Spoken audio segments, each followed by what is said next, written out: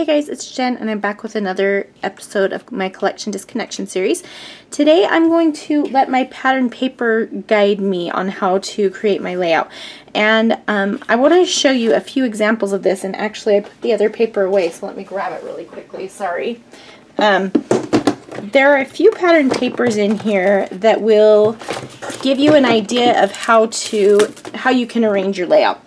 And I like to use pattern papers that way to help me decide where to place elements on my layout. So a good one like this is a circle. Makes it really easy for you to create a pattern around it because you've already got the circle element. So you can maybe stick your photo in the middle, stick some other stuff around the outside or something like that. That is a paper that I would let guide my decisions. Let me see if there's any others as I just flip through here, and I can explain to you how I would use a pattern paper like that to guide my choices for where I place things on my layout. So a paper like this could also definitely influence the way that I place my pattern paper or my pictures if I wanted to use this as a background, because this is a nice photo mat right here, right?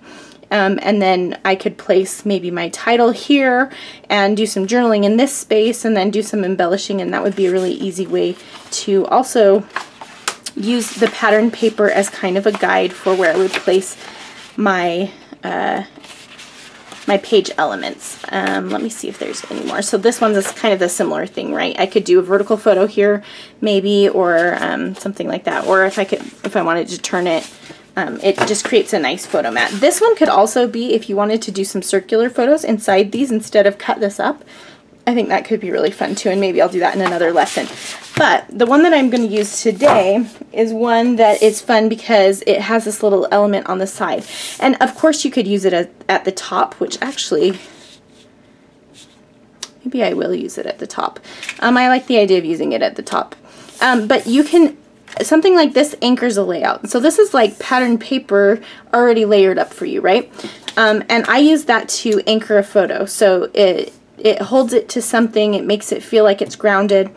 And so my original idea was to place my photo here with this anchoring it to the side, but I think I might switch it up and have it go this way and have my photo be anchored to the top, and then I can have my embellishment below this. So this is going to be a super quick layout. I'm going to put you on fast forward and show you how I create this.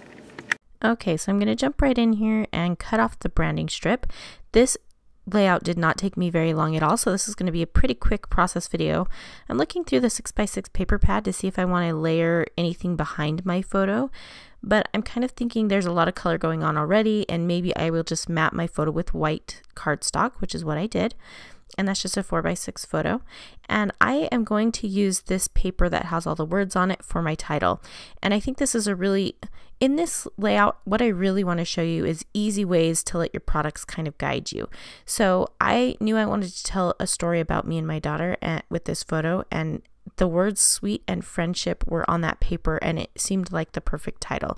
So I'm going to go ahead and hand trim those out, and this is the part of the layout that actually took me the longest. So if you were to use letter stickers or something like that, you could recreate this layout really simply and quickly.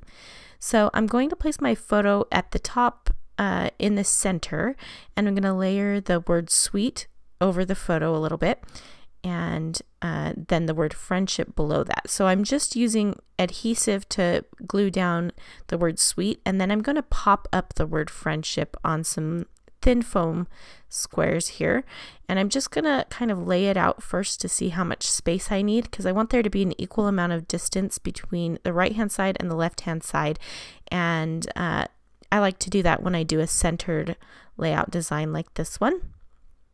And so I'm going to skip through me putting all of the adhesive on the back and gluing those down, and you can see what I'm going to do. I went ahead and took the branding strip that was from this paper and put it at the bottom. So now we've got kind of like a border at the top and a border at the bottom, and I like the way that works out. To the left of the word sweet, it needs something, and I found this little sticker on the 6x12 sticker sheet, and so I'm going to pop it up. And I'm just putting foam squares on the top of it because the bottom of it is going to rest on the word friendship, which is already popped up. So I'm just going to place that down, and that fits that space really nicely, and it's fine if it overlaps the photo because you're not our faces aren't covered or anything. So I decided to use a white Jelly Roll pen, sorry for my crazy hair that's in the way, to do my journaling. I wanted to keep it kind of nice and light. There is a little bit of black outlining around the word sweet, so I'll bring in some black later, but for the moment I'm just going to handwrite with the white pen, and it shows up good enough on that light aqua color and it works out perfectly. So I'm just talking about how so this photo was taken earlier in the year, but my journaling is going to be now, so when I stamp the date I will do both the date of the photo and the date of the journaling. But I'm just talking about how awesome it is that my daughter's 11 and she's starting to like some of the same TV shows that I do, and we can hang out more and stuff like that.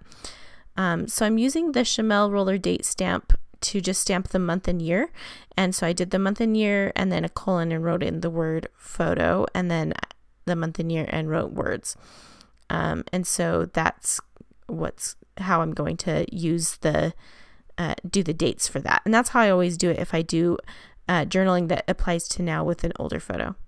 So I'm going to use some of these little word stickers at the bottom. I used that blue because there's some blue up at the top, and I will move the layout down here in a second so you can see what I'm doing, but I'm placing 2 of those word strips at the top as well.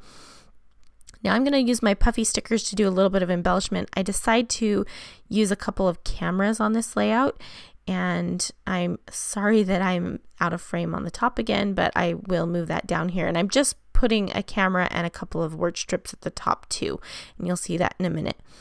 And then I decided that I wanted to put some more stuff to the side of the title. So I'm going to use a camera that's from the sticker booklet, and I put a little puffy sticker on top of it, and I ended up popping it up on foam squares. I'm going to use 3 stars that are from the sticker booklet as well. I'm going to use 1 at the bottom, 1 at the top, and 1 in the middle.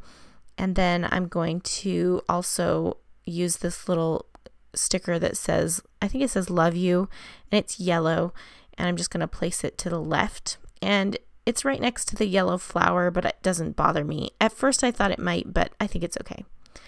And then I just overlapped the star on top of it. You can kind of see at the top now where I placed those 2 word stickers and the puffy sticker and the star. And so now I'm going to sprinkle some Heidi Swapp Gold Color Shine, and that is going to finish everything off. I hope that you enjoyed and that you'll try out something simple and let your products guide your next layout. Can't wait to see what you create. Please share if you do so. And if you have any questions, just leave me a comment in the video description. I'll link to all available products below. Thanks for watching, and we'll see you soon.